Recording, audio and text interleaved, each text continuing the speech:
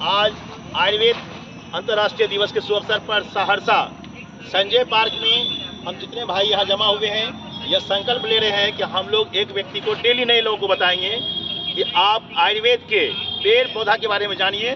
5 पौधा जो बताया गया, जिसमें पहला पौधा है तुलसी। हर व्यक्ति को अपना जन्म दिवस के अवसर पर, अपने बच्चे के, अपने पत्नी के विवाह दिवस अवसर पर लगाने का प्रयास करना चाहिए। दूसरा में है, हर व्यक्ति को पत्थर चट्टा का पौधा लगाना चाहिए, गमला में भी लग जाता है और यह इतना आसान है कि बहुत कम पानी भी लेता है पृथ्वी से और बहुत कुछ देता है आपको।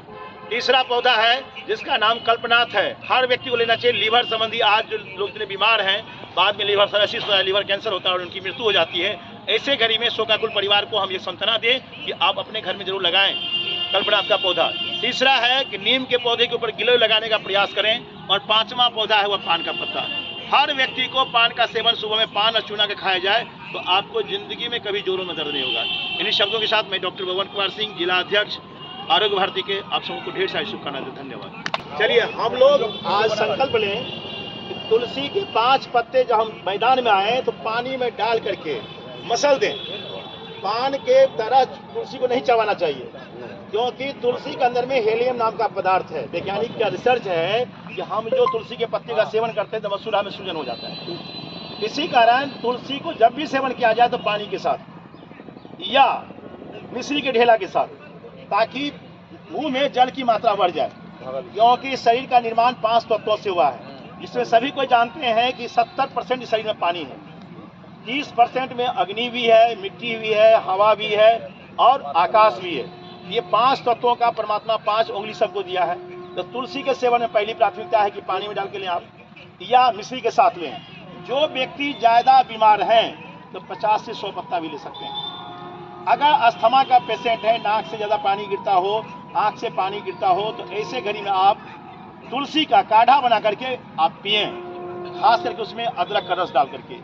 आपके बॉडी में जो विकृति है उसको खत्म करने के लिए अदरक और तुलसी का महत्व हमारे बहुत पहले से था कि बच्चे को जन्म होने के बाद दादी नानी उसको दिया करता था तुलसी का रस 2 बूंद, 1 बूंद आदि का रस।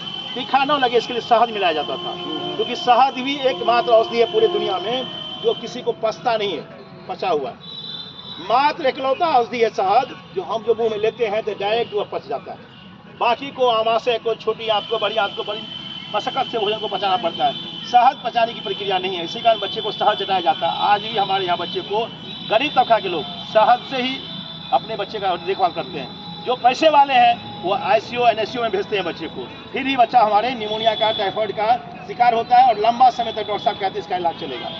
तो तुलसी का तीसरा पौधा अधिक फायदा, बीज अगर हो आपके पास तो डेली कम से कम 50 से 60 बीज को रात में आप शीशा के बर्तन में रखें और सुबह में पी के देखें, आपकी यौवन कभी घटेगा नहीं। जैसे भी भाई साहब बता रहे थे कि सर आपकी इसी तरह हम इसको लेते हैं, इसी का हम बोलते हैं। और तकरीबन 28 साल से तुलसी का बीज का हम सेवन कर रहे हैं। हम लोगों को बताते हैं कि आप भी लीजिए। और बाजार में जिस टाइम में 60 रुपये किलो था, अभी तो 1600 रुपये किलो बिक रहा है तुलसी का बीज। आज भारत के कोना कोना में जो सरकार की योजना बनी कि जन जन में संदेश पहुंचाया जाए, उसमें तुलसी के बीज की भी चर्चा हम लोग करें। 40 साल 35 साल के बहुत सारे हमारे भाई हैं कि आज कहते हैं कि एकलौता तुलसी का बीज है कि आपको वहाँ सक्षम बना सकता है मिश्री के साथ अगर लेते हैं, ढेला वाला मिश्री के साथ। तो चौथा फायदा उसका है कि अगर आपके पास में बहुत ज़्यादा अगर बुखार आ रहा है तो आप पानी में डालें 200 पत्ता तुलसी, 25 गोल मिर्च, 10 लौंग, काढ़ा बना के पिए। मोटा कपड़ा से शरीर को ढकिए, पंखा बंद कर दीजिए, AC बंद कर दीजिए। 2 घंटा में पसीना से, जैसे हमारे रिजवान सर, कितनों लोग कहेंगे हमसे पसीना नहीं निकलता, हमारे पसीना निकालने की एक्सपर्ट है ये। उसी तरह यह तुलसी, गोल मरीच और लौंग को जब खौला के हम पिएंगे, अगर पीने में अच्छा नहीं लगे तो आप थोड़ा सा उसमें काला नमक भी डाल सकते हैं, घी भी डाल सकते हैं।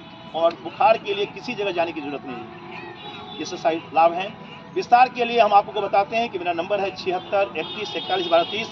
अभी के डेट में यह जो वीडियो आपको भेजेंगे, आप कभी भी सुबह के 7 से रात्रि के 7 बजे तक हमसे संपर्क ले सकते हैं। धन्यवाद। उद्घोष लगा दीजिए ना, भारत माता। एक बार जयकारा हो जाए, भारत माता की जय। आवाज में थोड़ा सा लाइए, जो रिजवान सर हमारे अंदर से नाद से आवाज निकलवाते हैं।